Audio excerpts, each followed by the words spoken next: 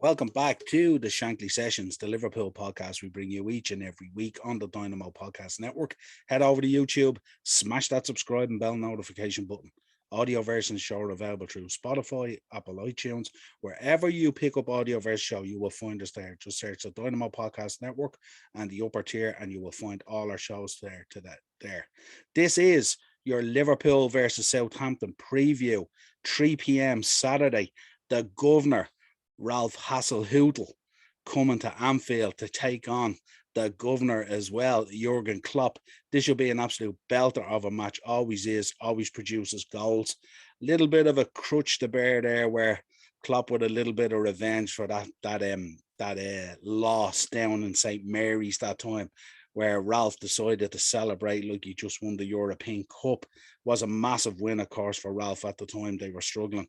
So, but revenge will be sweet, no doubt, tomorrow with a bit of luck at Anfield. Let's get into this. Liverpool coming off a really good, successful win against Arsenal, and also made a few changes during the week and had another very, very good win against Porto. Especially the boy Tyler Morton came into the side and was absolutely brilliant on the night. Southampton coming off the back of a bad loss. They'd been doing okay, but a really bad loss against Norwich last week. Shay Adams giving them the lead, but Norwich coming back into the game and winning 2-1. Really, really bad for them.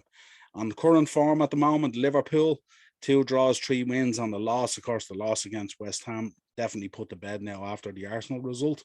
Southampton in the Premier League at the moment, two losses, a draw and 3 wins. The recent loss being the one against Norwich, which was really poor. Hasenhüttl wouldn't be happy with that at all. In terms of team news, I mean, this is a huge game for Liverpool. We can't be complacent in this at all. We're getting the opportunity also to play before Man City and Chelsea, who are playing on Sunday.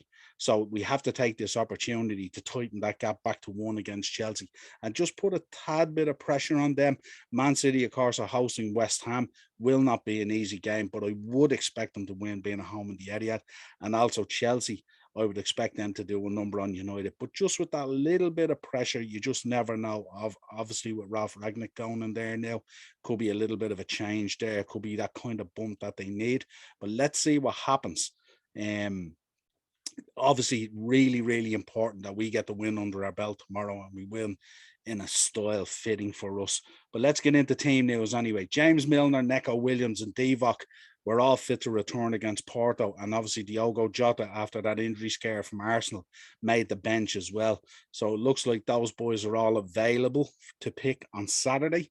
Um, Obviously, there's hope as well that Naby Keita may be available as well for the Southampton game. Be brilliant to see Naby back. He was in a great vein of form before he got injured.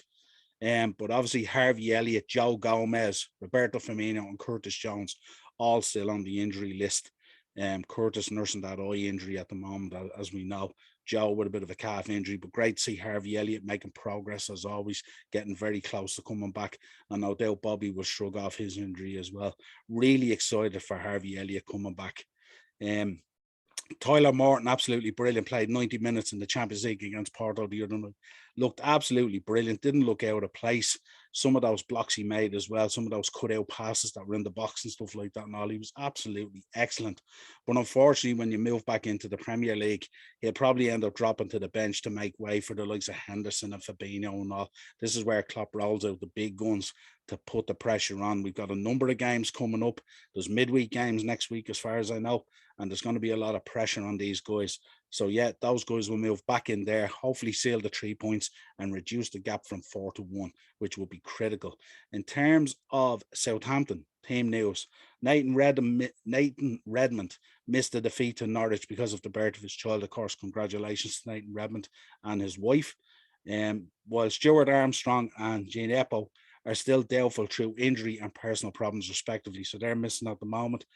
Jack Stevens will spend some more weeks on the sidelines. He's battling back from a knee injury, and Redmond's expected return could see Diallo demoted to the bench. Chelsea loanee Broja continues to push for an opportunity up front. Absolutely brilliant player. Deserves an opportunity. But obviously with Shay Adams in good form at the moment, scored the goal last week, but unlucky because they lost 2-1. And Adam Armstrong is beginning to find a goal or two. There's little risk of him being dropped for the Anfield trip. So that's the latest news coming in from Southampton.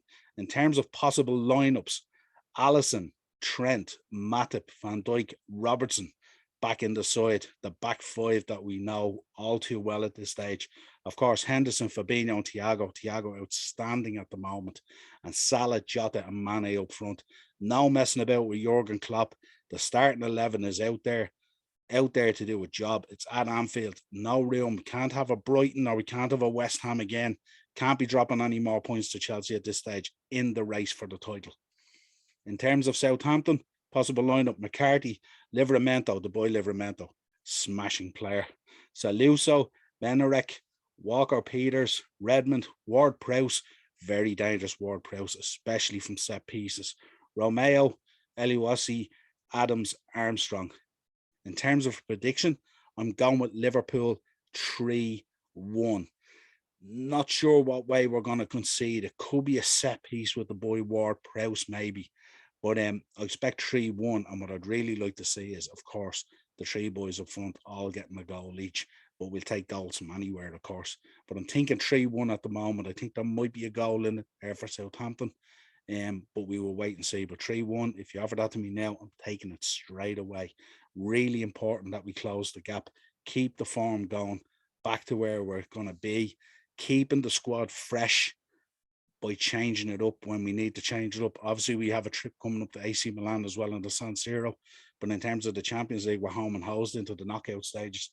So it's not going to be a problem. But we remain to be seen tomorrow, 3 o'clock at Anfield. Do not miss this match. Sure to be a belter. Always a high goal scoring event. Till next time, this has been the Shankly Sessions, your Liverpool podcast on the upper tier on the Dynamo Podcast Network on YouTube, Spotify for audio versions of the show. Let's do this, Red Men, and we will talk to you again tomorrow for the match reaction and the player ratings. Cheers.